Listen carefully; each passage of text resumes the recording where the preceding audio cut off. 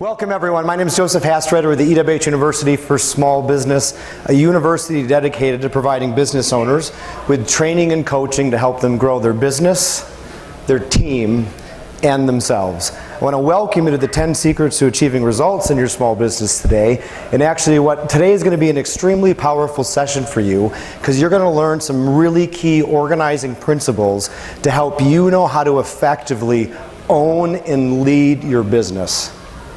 These are some of the principles. Actually, what's really sentimental about today is it was in 2009 the first time that we ever talked about these 10 secrets, and it was not me in the front of the room, it was my father.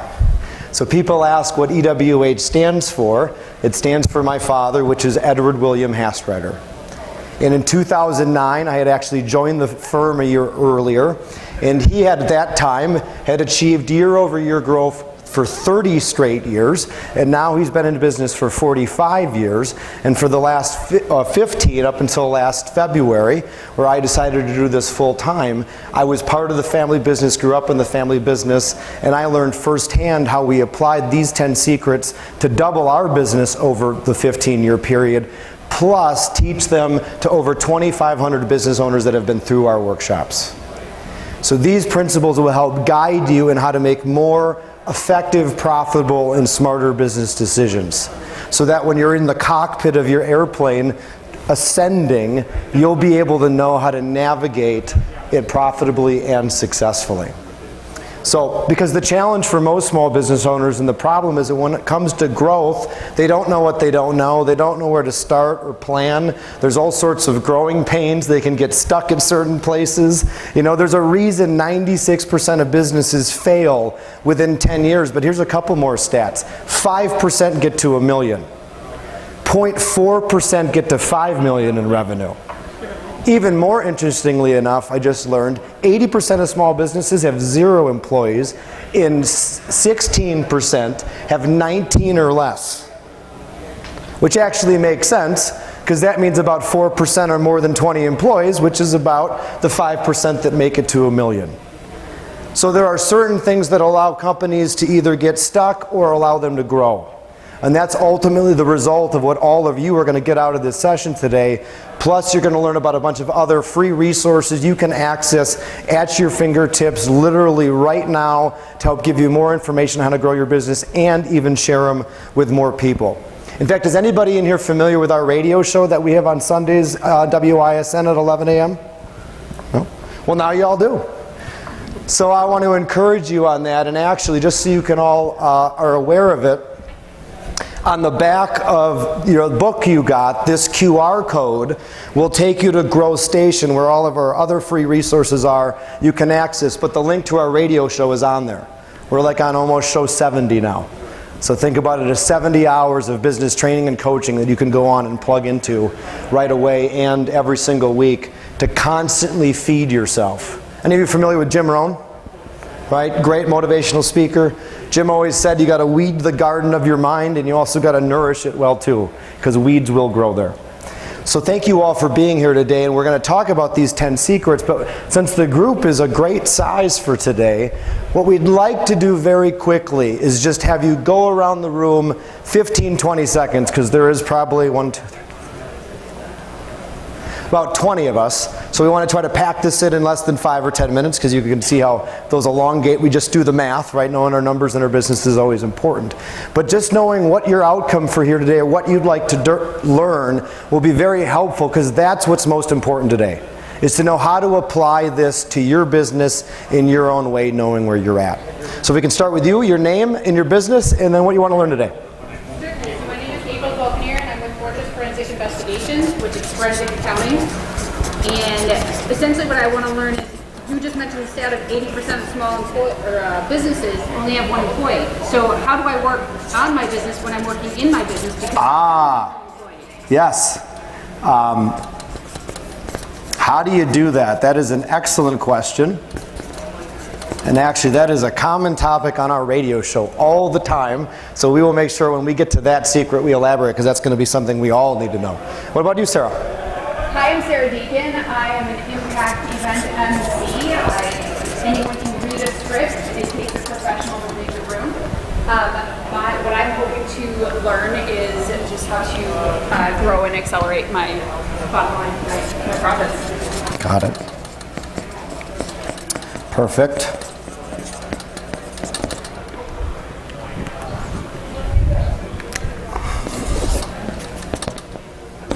I'm circling those so I know exactly where I'm coming back to later. Go ahead. I'm working on Pebble. I'm a commercial lender with Wintrust. I guess I just want to learn different insights that I can also share with you. You said it was Raheem? Yeah, right.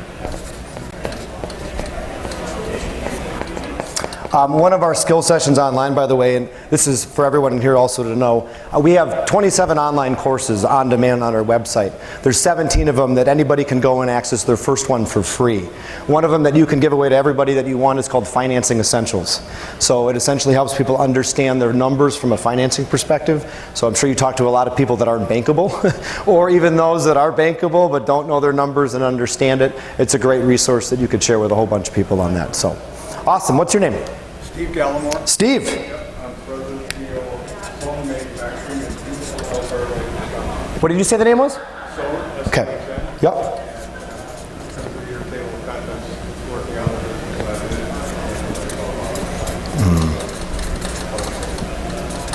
Our guest on the radio show was also just talking about that last week, actually. This is a great one. Yep. I'm Andrew Smith. I'm actually a branch manager for a staffing organization here. Yeah. So we support a lot of small businesses in their talent acquisition and talent consulting, compensation analysis, those type of work. And we can learn more about the challenges, see how we might be able to plug in and help. Awesome. Secret number 2 will be a great conversation when we get there. What's your name? Sean Tepper. Sean. with Ticker, which is a software as a service business that helps people invest in the stock market. That's helpful. As well. But I want to learn more about how to improve the product expectations. Thank you for that. And when you say the product expectations, can you clarify that a little bit further for me? Pretty much giving a wow factor to your customers. We will definitely talk about that. That's the first one, and there's a reason for it. And actually, what's just really interesting on that note for a second is he came up with this original list. And what's really interesting is when I was reflecting on the list, I can't really remember if we ever changed the order. But when I was going through these last night, I all of a sudden, I'm still learning something about these 10 secrets every single day and how valuable they are.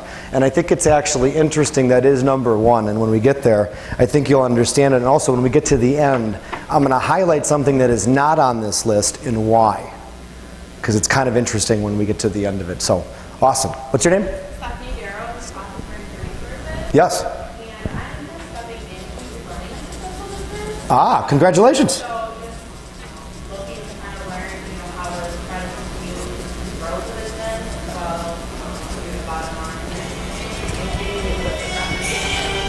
It's Batman. I have a ringtone for every superhero, so I'll have to call Alfred back later. So sorry. Anything else on that? No, just kind of looking to, how to continue to be successful and Yeah. improving the bottom line. Got it. Learning a lot. Yep, absolutely. So, sorry. Thank you. So, secret of learning is a lifelong commitment. The one you can't see on the number 10 on the bottom, having and knowing your business and solid financial equity would be a good one as we come to that. And you? Hi, my name is Lisa Rabel. My company is Rebel Growth Marketing. I help small businesses understand financial aspects of their strategy and marketing. And my business is about to go to the next level. Congratulations.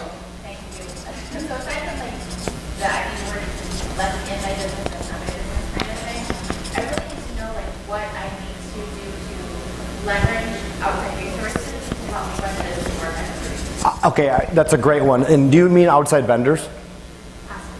Or what else might you mean then? I want in the employees, so I need outside resources to help me with scheduling and invoicing and all of the day kind of things, but in a more Okay. scheduling my teaching stuff and travel, all of those kind of Got it. Yep. It's more than just Yep. Yep. Totally understand. most stuff that I can. Yep. Totally got it. Let's see if this works. Yes. You. I'm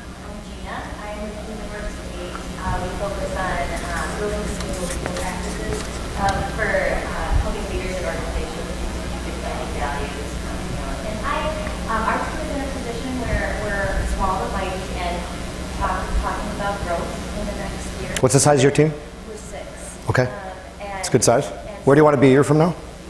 Where do you want to be? How many team members? We said we'd like to be probably like at least one more. 7. Okay. Got it. At least 7. 8 is kind of where we're looking to grow to. So I think just like, I'm interested in a lot of the things others have said, but growing in a big, smart way. Yes.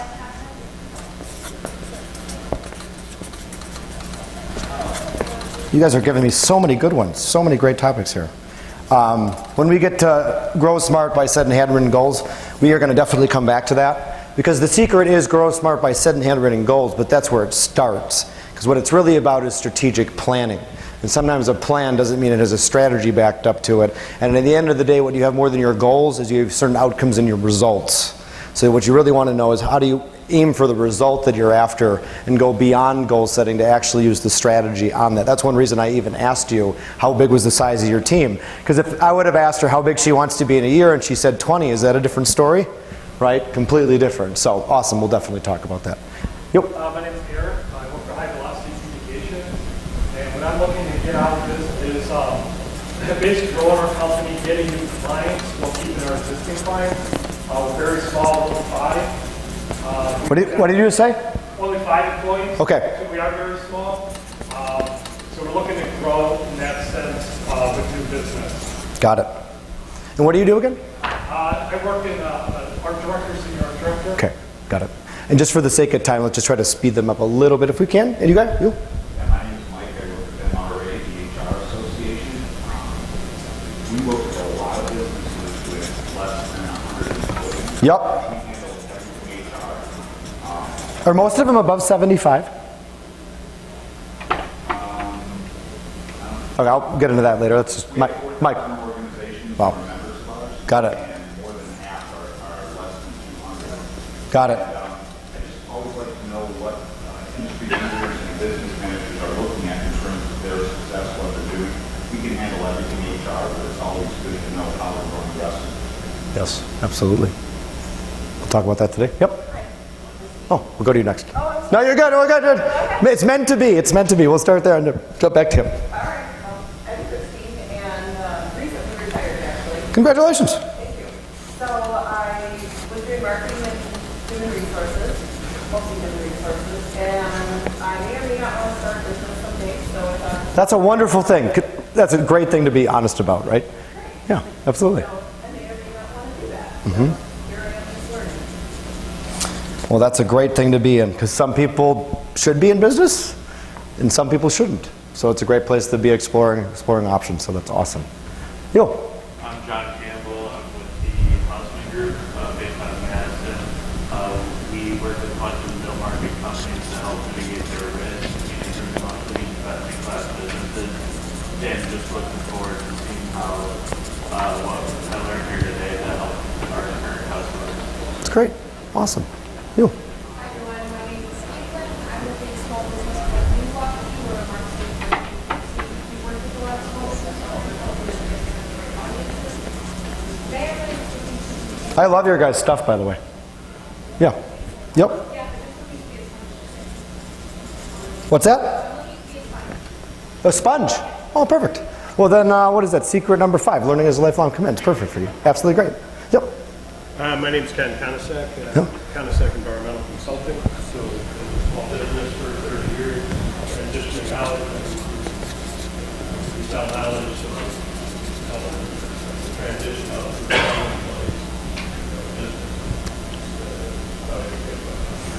And how much longer are you looking for the transition? What's your timeline out? Tomorrow. So it was like 5 years ago, which you were really telling me. Right. Got it. Okay. over a period of time. Okay. Yeah. One of the classes that you might want to use for your free one is succession planning. So we cover how the transactions work and a few other things. And actually, on our radio show about a month ago, we had Swimming Pool Services who just completed their 3rd transition in 57 years. So we brought on the partner that sold it to the new ones and staying on, and the 2 new ones. So you might like checking that out, get a bunch of insights there for you. Yes? My name is Bo Holmars. I'm with Duet Resource Group. We're a contract furniture dealership in the area. And in the last 2 months, we brought on some people in remote positions. Ah, yes. Just want to make sure we're onboarding them efficiently. Yep. That's absolutely great. I'm sorry, your name again? Bo.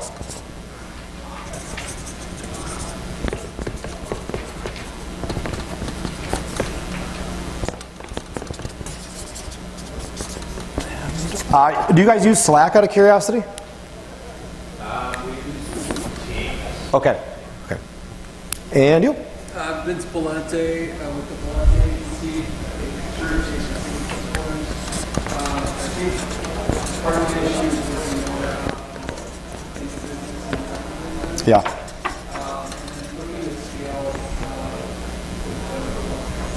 Okay.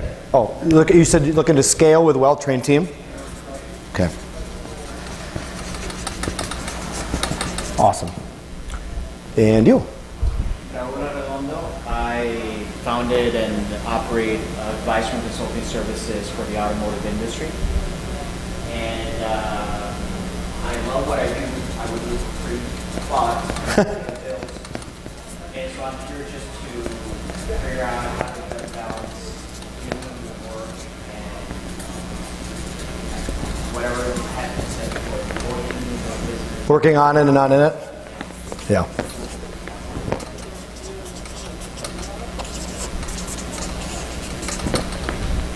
And I think one or two people came in. Real quick, just name and what I want to learn today in 15 seconds. Eccentric IT Solutions, working on, not in. Awesome, that's a common theme today. What about you, Dennis? Dennis Majewski, working to make business work. I'm a career consultant. Got it, awesome, perfect. Hello. Great hair, by the way. Sincerely, takes a lot of work. Appreciate it. Yeah. I'm here with the Wisconsin Black Chamber of Commerce. Oh, great. And we help small business owners grow, minority business, diverse business owners. So trying to learn new strategies to take back to them. Yeah.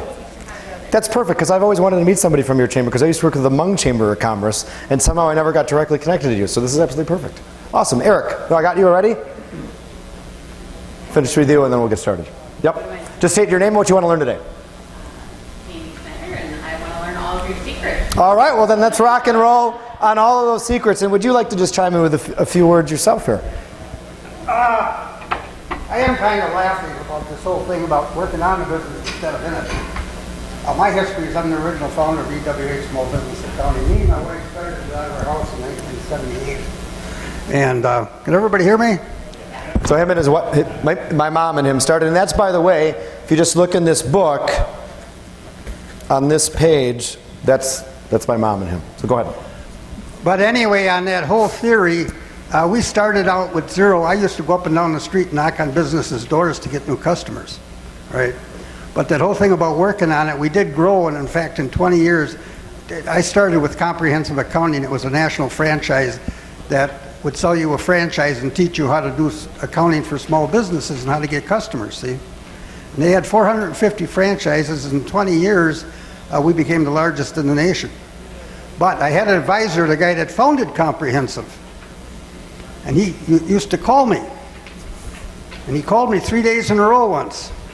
And he said, Ed, every time I call you, you're either talking to clients, you're doing taxes, or you're doing some stuff like that. Now let me explain this to you. You get the hell out of that office, you hire somebody to run it, and you start working on the business, and when you figure it out, you call me, and he hung up. Well, it made me stop and think. So we'll talk about all of that. And can you just share with them, though, what was the moment that you realized that you needed to make the shift? Well, you got to a point where you're not going to get the stuff done, and you can't grow unless you do that. And what did you read? I think I read the E-Myth. The E-Myth Revisited. Yeah, that's by Michael Gerber, and he says that. He says the real problem with all businesses, and he's the one that came up with that, he said, you get a guy that's working in a car shop, and so he gets this thing that he can run his own car shop, so he goes down the streets, got the entrepreneur spirit, and he opens his own shop, and then what does he do? He spends all his time fixing cars. You can't grow the business fixing cars, right? And so Michael Gerber is the one that said that. So I decided if I was going to continue to grow, I needed to get the hell out of there. In fact, I don't work in the office much right now. Yeah, he's there about 2 days a week, and I'll kind of walk through some of that, because I think one of the most common questions in here for some of you, whether it's you or you have, many employees, is how do you make that shift? So we're going to kind of talk that through, because obviously that's not where you start when you wear every single hat. So. And actually the 10 secrets, just to give you the background, though, at one point after I've watched businesses for 40-some years. I noticed there was a pattern on what worked and what didn't. And so that's where we put these together. And so I'll jump in more or less with an actual story to reinforce the concept. If you do that, this is what happens. And but I've seen enough of them because I've probably seen 4,000 small businesses and worked on them through over the years. And so anyway, with that, I'll let Joseph start the 10 secrets. Absolutely, and I know there were a few people that walked in. Who walked in? There you go. There you go. You can, please, do I have enough? Oh my goodness. Oh my God, two more. I do.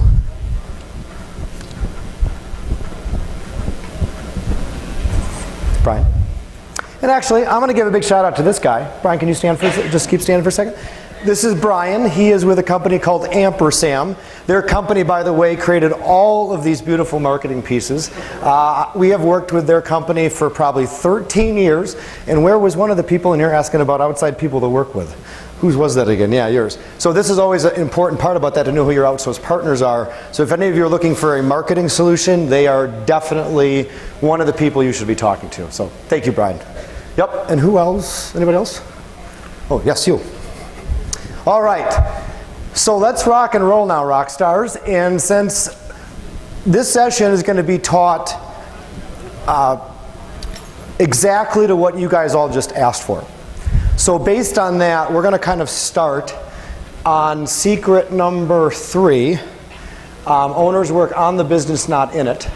Because I think based on a lot of your guys' questions, this is an appropriate place to start. And then we're going to kind of back into some of the other secrets as we go. Is that okay? All right, awesome. So first thing, let's actually do this. Well, I'm going to share one thing, and then we're going to do kind of a quick stand-up exercise with the room to see where everybody's at. So one of the things you were asking about, for instance, how do you work on it when you're always the first one in it? And one of the easiest answers to that question at the start, and by the way, the challenge with infancy in small business, it is all time and effort. In infancy, there is no leverage. You are everything, you wear every hat, you do not have a team, you do not have systems, they aren't working together, so you have to do everything. So ideally what you do is you start with at least a half day a week that is blocked on your calendar, and you say, this is the time that I'm going to put my business owner hat on. I actually once even thought about getting myself 3 hats for myself, so I would know at any point in time I could put that cap on, whether it's the owner hat, right? Because the owner's working on the business, on the systems, on the team. And here's the other most important thing. You are going to be working on your business and in your business for a pretty long extended period of time. In fact, how many of you are familiar with Keith Cunningham?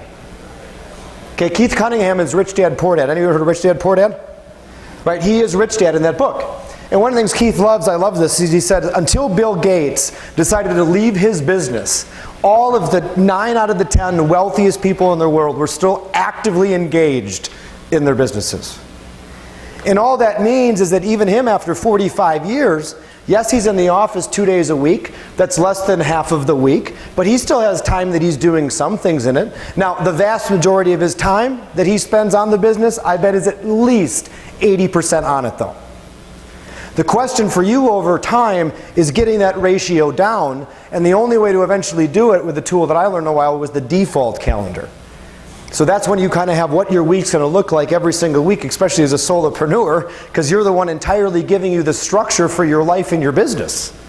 You're the one getting yourself up for, whenever your business opens every day or whatever it is. So having at least 3 or 4 hours a week. Now, also, here's the other thing. Give yourself flexibility to move it. It's called block time. So if you know you're going into your week and you got it at a certain time and it's not going to work that week, just move that time. The other thing is, once you start getting some momentum, and that's the other thing, is one of the classes that you guys might like to access as your free course too is Growth Essentials, which runs you through a goal setting workshop so that when you get to that time every single week, you know what you're specifically working on the business. The systems, a CRM, the integration of Eventbrite into your CRM, getting your team members in place.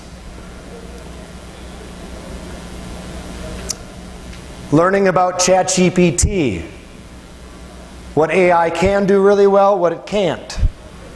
We just talked about that on one of our radio shows, the do's and don'ts. AI is amazing. So that's one of the most important things with that. Now, the other thing is, we'll get to this a little bit later with a quality, well-trained staff, because to understand people, one of the things we have to understand is what's our nature. And what that also means is we're going to have certain internal conflicts. Now, how this relates to working on your business and not in it is, see, one of the things my dad was talking about, the E-Myth Revisited, there's 3 roles in a business. There's the talent, which can also be called the talent, the technician, the skilled producer, the artist, right? All different names for describing the people that are producing the revenue. The cooks, the bookkeepers and accountants, the attorneys, the baseball players, right? Those are all the players on the field putting the points up on the scoreboard, producing the sales, profits, and cash flow, either bringing the business in or servicing it or making sure it's delivered on. Now, once you have a team, you have to put your manager-leader hat on. Now, manager and leadership are 2 different things, and you need both. Management is about task and getting things done. It's about working in it. Leadership then is about leading, inspiring. It's about people. Managers manage things, leaders lead people. It's one of the key differences. We have a success planner, and every day when you plan your day, on the left are all your management tasks, and on the right are all your leadership people stuff. It's kind of a good way to look at, and some people their flow is one thing and some is another. But the manager and leaders are essential because they're the ones then in between ownership, and they're the ones working with the people and the systems. They love to be in the thick of it. See, an artist or a technician, somebody was talking about this earlier, they love their work. And that's what they want to do. And the challenge with that artist hat for us that have that as a predominant part of ourselves is then we also say nobody can do it better than we can. That's how you know when the artist or the talent is in charge. Because that one belief, it may be true, but if you're going to grow your business, it's going to be the death of growing it, right? Because you're going to eventually have to train other people to do it and to be able to deliver it. So some people's flow is the talent part, or some is the management leader. Now the next part though is the owner and entrepreneur. These people love taking risks, they love making money. The guest I just had on my radio show at 9 went blind. He's got the largest multidisciplinary clinic in Canada with 65 therapists on staff, and he was just talking about that on the radio show. Because he's always had an association for money. My dad had a paper route at the age of 12 or 13. I made action sports and BMX DVDs. For some entrepreneurs, it's just wired into us to be in business. So those are the 3. So here's the real kind of just check-in for all of us for a moment. We did this very quickly, but now we've described what the talent technician is, the manager, leader, and the owner. So let's just have a little fun for a moment. How many, because here's the question, well, you can kind of think about this both ways. In a moment, what's going to happen is I'm going to ask anybody, because what you all have is a primary and secondary one of these. You have one that is more your nature versus the other. And it's important for you to know that, because it's important to know whose hat is on when you're making business decisions. This make sense? Because sometimes the artist, right, or the talent is the one all of a sudden making the economic decisions or the decisions over the system that may or may not be what's best for it. So it's allow us to understand which mindset is leading our focus. Because over time, as you start to shift the time in your calendar, it'll start to shift your focus. And that's the other thing. Once you start getting momentum, you will want to create more calendar time. And then once your business starts to be freed up, and you're not attached to it, because that's the challenge with infancy and adolescence. It feels like your business owns you instead of the other way around. That's why they have so much association to the growing pains. Or they grow to 20 employees and they come back to 10. So that's one of the first most valuable steps, and then eventually it just leads to what are you going to start delegating? That's the next thing. What's on your desk and what are the first easiest tasks for you to start to delegate? And then to your question, what are the partners that you might need around you? What are the things that are going to add the most value to your business? One of the things you said is, for instance, and this is what we did at the accounting firm, and my dad still owns, and what they still do there, is first of all, one of the first roles any business is going to hire is their bookkeeper. That's going to hire them with their AR and their payables, and then the next thing they need is an accountant to turn that information into financial statements. And then with tax planning as well, so you can make sure you're minimizing taxes, you know where your numbers are every month, and then that gives you the tool to make better business decisions. And that's then usually where the university comes into place, because now we're looking at KPIs, dashboards, and using numbers to increase sales, profits, and cash flow. Or you're looking at maybe a social team. I finally found a social team that I can outsource to. They've been amazing for the last 3 or 4 months. They've been awesome. Or maybe you need an ampersand. I will also tell you, I learned this the hard way after 13 years, you should rely more on outside vendors, especially if you're under 50 employees for certain positions. And the reason I will say that in a nutshell, where's some of the HR solutions in here? Yeah, the reason I say that, I'm going to use a simple example, but this applies to other positions as well. Most small businesses can't afford a CFO. And really, that's like when we work with businesses with numbers, that's kind of what we're doing. But obviously, they're not being charged that rate, and the same thing, because every small business needs a small business accounting solution. But they can't hire, for instance, a CFO. So that's like the perfect partner that small businesses need. Or here's another one. We struggle with this in our business for a long time. And I have other clients that have the same problem. They hire a marketing assistant, and they can't get it to stick. And they spend so much time, and it happens with other roles too, depending on what it is, that are kind of in those in-between stages. So anyway, it's just important to look at those partners and see who you can need, because sometimes it maybe needs to be an internal team member or on the outside. And really what that gets into, though, whether it's a team member or outside vendor, and maybe we'll kind of jump, actually no, we got to do this thing quick. No, I lost my train of thought. I think I was going to just finish with is what's going to add the most value to your business, and having a strategy for that. So let's do this quick. How many of you think that you are more the artist, talent, or technician? Stand up. Come on. It's okay. Can we give these people a round of applause? Right? So just for a moment, stay standing. So usually, right, these people love doing their work, they're great at getting the work done, and they have a huge passion for it, and every business needs it. So thank you all for doing that. Perfect. If you think you're more of a manager, leader, stand up. I know some of you, that is definitely the case, which is awesome. There's less of these usually. That's interesting that there's so many in this room. That is really rare. Thank you. And how many of you are more like the owner? Wow. Love it. Thank you. The one solo. Oh, I'm sorry. We got a couple more back here. I don't want to leave you guys behind either. Fantastic. Well, thank you all. Thank you all. So here's the main question that all of you need to ask for what's right for you. If you had to think about your calendar time right now, and what percentage of your time you spent in each hat. I've seen this done in an eMyth Revisited workshop.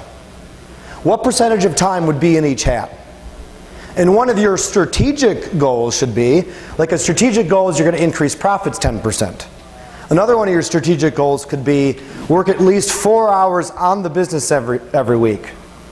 Work 6 hours on the business every week. Have 2 4-hour sessions working on the business every week. Every Friday, I'm going to devote it to working on the business and not in it. Or whatever it is.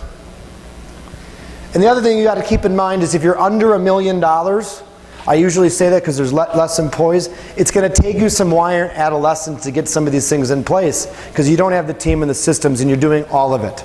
Because once you're over $1 million, you have a team, you have cash flow, you have some systems, so usually the pace of which you can implement is accelerated, if that makes sense, because you have more hands as long as they're all working together in the same direction. Hey?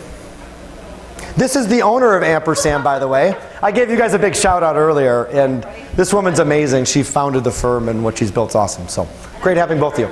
Awesome. She is definitely somebody, and her whole team, actually, this is a good thing to finish on, that works on the business and not in it. And I don't know if they use this system, but I know they have, I think, quarterly leadership meetings that are off-site. Any of you ever heard of the book called Traction? Yeah, so once people have a leadership team, And usually the perfect size for a leadership team is about 5. A little bit over that gets interesting. But there is that traction book, EOS. I'm also now a certified Business Made Simple coach. Any of you that are familiar with Donald Miller, his book, How to Grow Your Small Business in the Airplane Model. Where's it finishing up on? I totally lost my train of thought.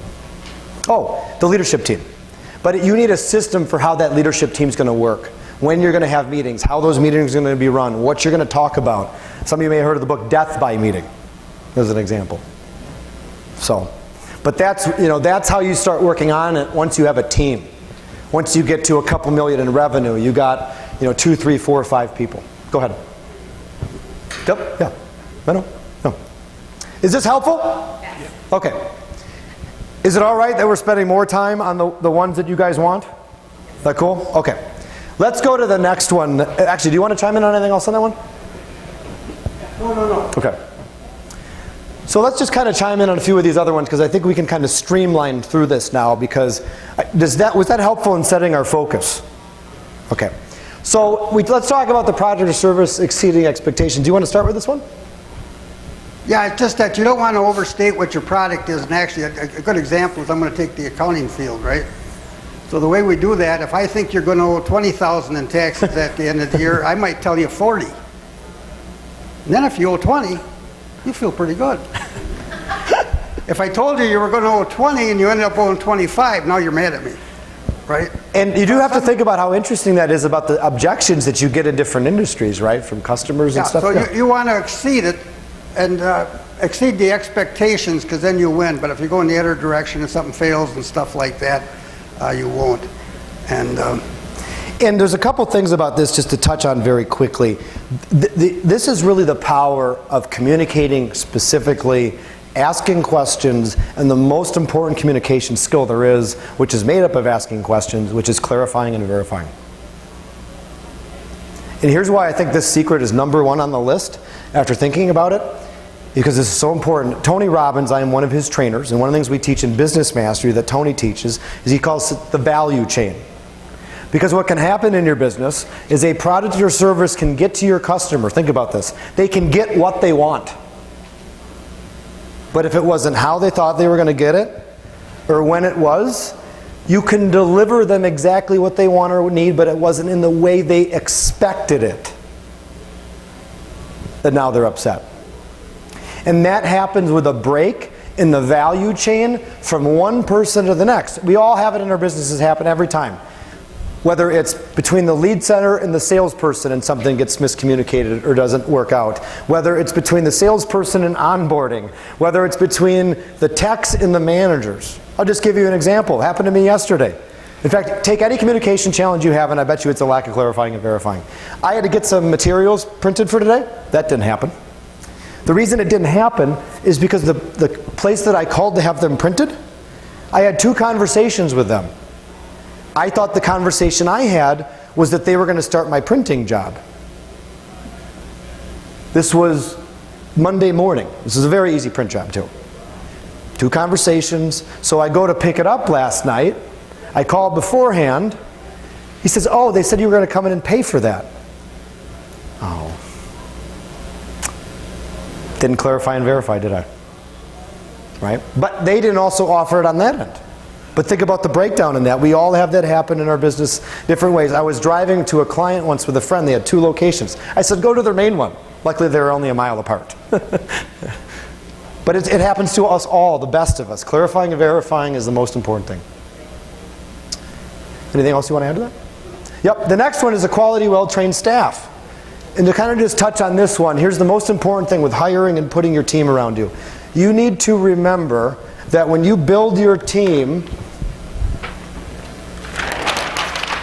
and you hire anybody, there's can do, there's will do, and there's team fit. So here's the first thing. One of the things you absolutely have to do to have a quality, well-trained staff is one of the things that my dad did a better example of than probably almost any business owner I know, which is secret number 10, which is systematizing the business model. Knowing how you're going to operate so you have the manuals, the systems, and the procedures and the tools to train the team on delivering what they do. Next, which isn't trained enough, is the communication and the soft skills, so that even if it's delivered, it doesn't get there in a way that something miscommunicated and that whole value chain is broken. But how many of you are familiar with DISC? Right? So first off, there are a couple mistakes that people make when utilizing DISC, and then why it doesn't work in the organization, or why they use it for a while and it goes away. The first one, and I've seen this time and time again when working with organizations, is they don't link it to communication skills. And what DISC does, by the way, is it tells you somebody's natural behavioral style. What behaviors are in their nature to do. For instance, I am highly extroverted, and my behavioral style is also the type that I love people. So if I don't have people around, I'm going to find them, right? Some people love solving problems. So a problem's not around, they're going to find one to solve, right? Some people are introverted. They want to be, crunching the numbers and looking at the law all day long. And if you're in an extroverted role and you're an introverted role and you're an extrovert, and you're exhausted by Wednesday, it's because your emotional batteries are gone. Because you're doing something that doesn't fuel you, which then violates one of the other secrets, which is you have to have a passion for your business. Because the only way for that is you have to be doing something every day that fuels you up. Because if it's not your nature, it will not fuel you. The important reason to know that, though, is you can learn any skill. You can do anything. The question is whether they're going to be able to sustainably do it long term. That is why I am incredibly passionate about, we use job benchmarking with DISC and motivators, because motivators is then why you do what you do. And most people aren't using both. But you put those together, you can understand, will they fit the job long term? Because if their nature self-reinforces it, they will. And with DISC, you can totally tell that, because I can tell you, I've worked with organizations and I've seen it where I go, in 3 to 5 years, this person will have moved on. Because in 3 to 5 years, if something works for a while, it's good, but then something comes along that looks better, part of the job fits them, part of the job doesn't, they then make the shift. But you can tell whether they're aligned with the role or not through that benchmarking process. Another one of the free classes you could access is hiring and benchmarking under available courses. But DISC will tell you, will they do the job long term? And then obviously the team part is the part about culture. And you want a hiring process that's efficient and has quality, usually more than one person involved when you can. I truly believe it just shouldn't be one person making hiring decisions. But then this is what you're looking for. Can they, will they, and team fit? I set my thing down. Anything you want to say on that one, dude? No, but what it does take is, to train people correctly is not easy. And we actually wrote a training manual, a training staff, and we got checklists. Did I cover this? Did I cover this? Did I cover this? To get real quick, I had a DVD from 3 CPA firms, a real large one of the big 8, just the big 4 nowadays. One in between and that. Consolidation. They all said what their training program is what they called the let the rope out theory. And periodically their trainee swings from it because stuff gets missed and they don't know what they're doing. But you got to watch it. But those DISC are important. A good accountant don't make a good salesman, and a good salesman don't make a good accountant. So you want to make sure you got the right people in the right seats. Right now. And just to reinforce that, because a good salesperson is not going to be drawn to be behind the computer, and a good accountant's not going to be drawn to be interacting with people all day long. Right? Just 2 different things. Yeah, I had a bookkeeper once that I was sitting there talking to, and I asked her something about. It's important. I must have given her an advance, right? Or I gave her an advance. I forgot to take it off her check. So about a month later, I said, by the way, I didn't take that advance off your check. So I'll do it this time. She said, sure you did, because I went online and looked at my bank balance. It was the same as what I had. And I went, huh? I put her in sales. She's done great ever since then. She wasn't a bookkeeper. And actually, on that note, a final point on this one is she's not only a great salesperson, she probably produces 3 times more than anyone else in an industry. And the reason I'm just planting a seed on that is, for any that are familiar with DISC, without getting into the details, there's a certain type of profile people think that is the best in sales. I actually think it's inaccurate. because the reference of that, of why he moved her in sales, was one of the best decisions he for sure made for him and her. But to me, she is the ideal sales profile, because I can go down my list of example after example after example I know of that profile, and they are the ultimate relationship builders. And everyone that I know is in sales or owns their business, if they're in sales, they produce 3 times more than anybody else, and if they own their business, it's amazing how dedicated their clients are to them. It's an IS. I don't think it's ID. To be clear, ID is extremely powerful, but what I've also noticed, they can have a little bit different niches. So anyway, that's getting into the weeds, I'm sorry. That's my passion for one of the geeky tools that I love to learn about. So with that said, let's go on to solid financial equity. So first off, a couple of things to help you with this one right now. If you go on to Growth Station, by the way, which is the QR code that's on the back of your thing, our financial freedom course is free to everybody and everybody. My dad taught me how to manage money, so that's my way of paying it forward. Our tax essentials class that will teach you how to minimize your taxes is also on there. You can access any of those for free and share them with anybody that you want.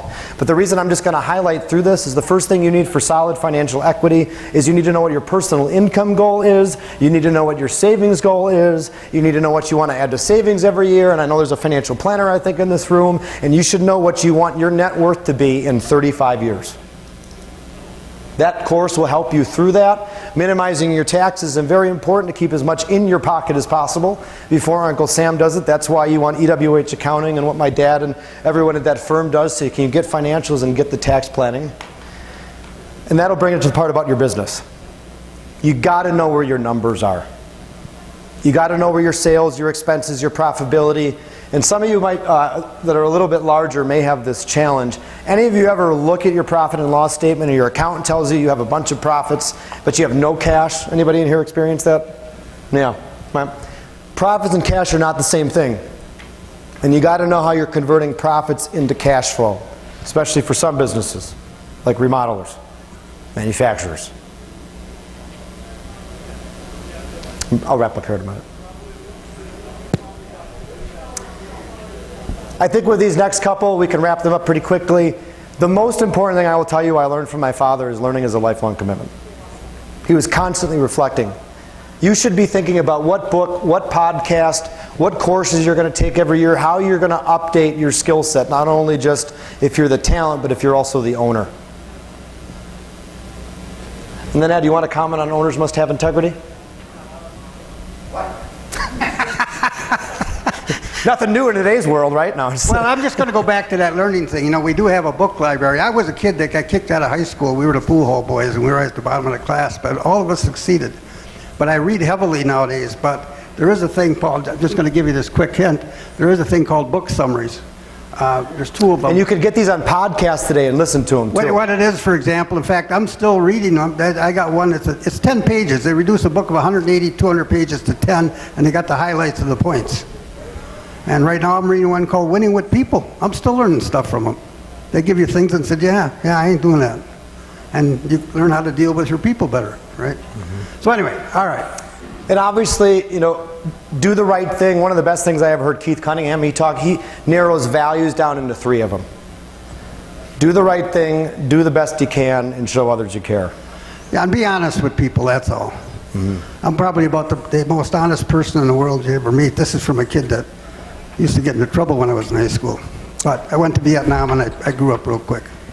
And on that note, let's just segue that, because one of the most important things is to be honest with yourself, and that's why you need to look at your numbers. I was just talking to a business owner a couple weeks ago. He's like, I'm scared of my numbers. I should look at them more, and I don't. Right? But you want to deal with facts and not opinions. That's what your numbers are about. This might be the next most important thing, if not the most important my father ever taught me. Yeah, actually that thing about dealing with facts versus that came from Alan Greenspan, who used to be the head of the Federal Reserve Board. And he said, even at the highest level of government, and this is going on today, he said people would come to a meeting where there's all kinds of problems and stuff, and they'd say a lot of things that sounded good, but they weren't the facts of what really was happening. And I hear it constantly. So make sure you do your research and verify what they're telling you or question what they're telling you. And look at where the facts come from. You know, make sure you're looking at your numbers. You know, one of the best examples I have, we sit around the tables with other accounting owners all the time, and they go, all of our clients are on QuickBooks. Oh, really? Call back your office and tell me what percentage are. 50. Nobody uses cash today, huh? 50%. So whether it's your numbers or even the first one, product or service exceeds expectations, using questions to clarify and verify like with your people. And that sort of communication. One person says one thing happens, another says another. Clarifying and verifying is huge. You know, the other thing, I'm going to jump back just a second though. When you talk about a well-quality trained staff, I don't know how many people Joseph was talking about it. You ever go on a quick trip? They got to spend a tremendous amount of time training, because no matter where you go or what you do, they all got the same verbiage with a smile on their face, don't they? That don't happen by accident. All right. And I will tell you, I know from hearing someone at Quick Trip years ago, they used behavioral interviewing to be able to help, because I can tell those people behind the front counter are a certain behavioral style, and there's a reason. It's just their nature. And lastly, to wrap this up, you want to have written goals. Nothing is real until it is written down. If it is in your head, it is just a dream. If it is on paper, it will become real. If you're willing to do the work, do whatever it takes, learn what you need, learn from your mistakes, be honest with yourself, and just keep on going. And those written goals, that even goes to the fact that if you want to hire people and you want to grow, you've got to figure out how to do it financially, etc. You need to understand the financials, and you need to be able to put together a projection and say, I want this much sales, and how am I going to get there? You want them daily, weekly, monthly. You want them every year. You want to be re-looking at them. You want ones for your numbers, and you want to be able to put a plan together for it. And lastly, what that whole plan needs to be revolved around is having and knowing your business model. Your business model is made up of essentially 5 components. It's your financial statements. What's the financial relationship of sales to profitability? What's your organizational structure look like? What's your culture and rules of the game in hiring? What does your sales and marketing process look like to produce consistent cash flow? And what are your systems to produce and deliver what you do with quality?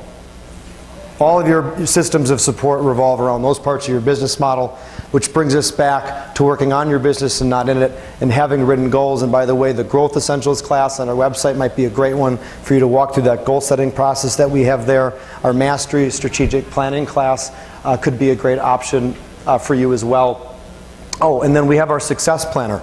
So if you want to plan your days and your weeks, that can be another good tool on a daily and weekly basis in addition to that. And again, I just became certified in Business Made Simple.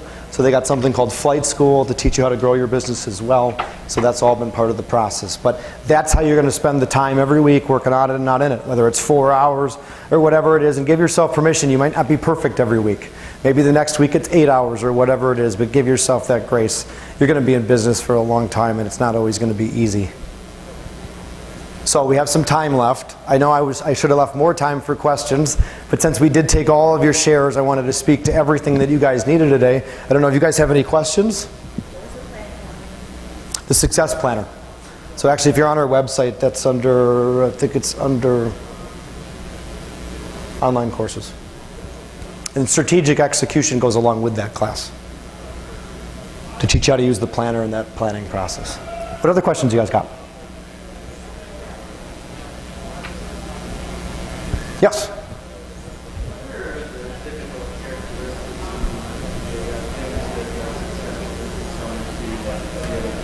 That answer is very simple.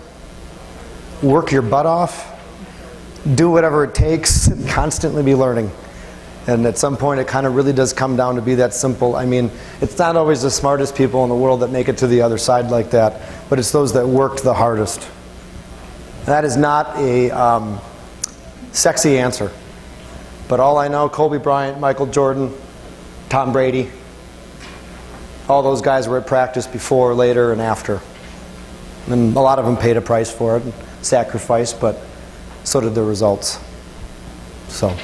The other thing real quick on that, though, I'll jump in, that this has to do with financial equity, though. You know, when you're young and starting out and you're 20 to 40 years old, you can take risks. If you lose everything, you can start over, can't you? Right? But too often, that was one of these, is that I've seen a tremendous amount of small businessmen that started out successful. They made a lot of money, and then somehow things changed in their industry. They didn't know when to take the chips and go home.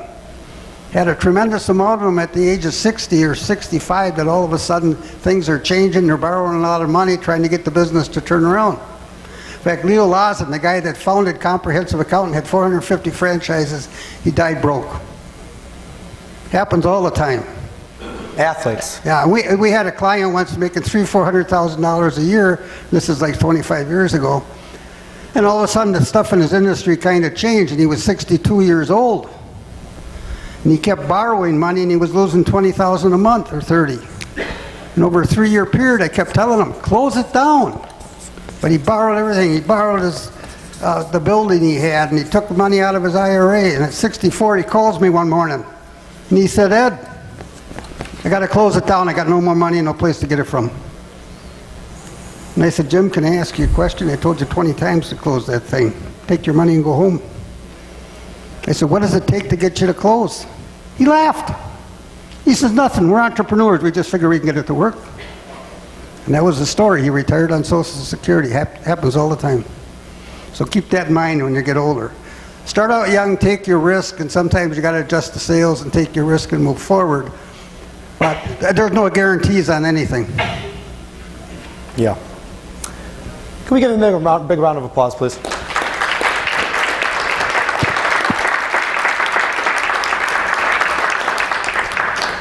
It was him back in 2009 that first put this list together, and what he just shared with you is really why we're all here today. 96% of businesses fail every 10 years. And really what we do with the university is making sure that businesses can avoid failing, or even worse yet, the ones that struggle and work 80 hours just so they don't have to work 40 to never make any money. What you want is a successful, profitable small business that gives you the lifestyle you want and the business that you want. That was the original entrepreneur dream we all had. So these whole 10 secrets are to help you avoid that and gain the original entrepreneur dream that you always had. Thank you all for being here today. I know when it comes to this topic, you can trust a lot of different people, get a lot of different information from so many different places. So we're thrilled and proud and privileged that we got to have you here today. Please listen every Sunday at 11 a.m. on WISN, or go to WIS 1130 on the left-hand side. You'll see the EWH University for Small Business podcast. You'll find about 70 prior shows back on there with all sorts of descriptions. Remember, your first class online is free. Your first boot camp is free. There's a lot of other goodies on there. All you got to do is go to Growth Station on our website under resources and access any of that and everyone, and spread the word. The whole point with Growth Station is to help as many small businesses as we can. I have a dream that 10 years from now we'll have 10,000 people locally that have been through this university at some point in time. And I want to invite you to be part of that mission with us, to really help everyone go from surviving to thriving with their business. Because when we do that, our lives will be better, they'll be better for our employees and our communities, and we'll all win, and all ships do rise. Small business is one of the most important things of the American economy. Thank God for that. We love you and your business. Thanks for being here today, guys.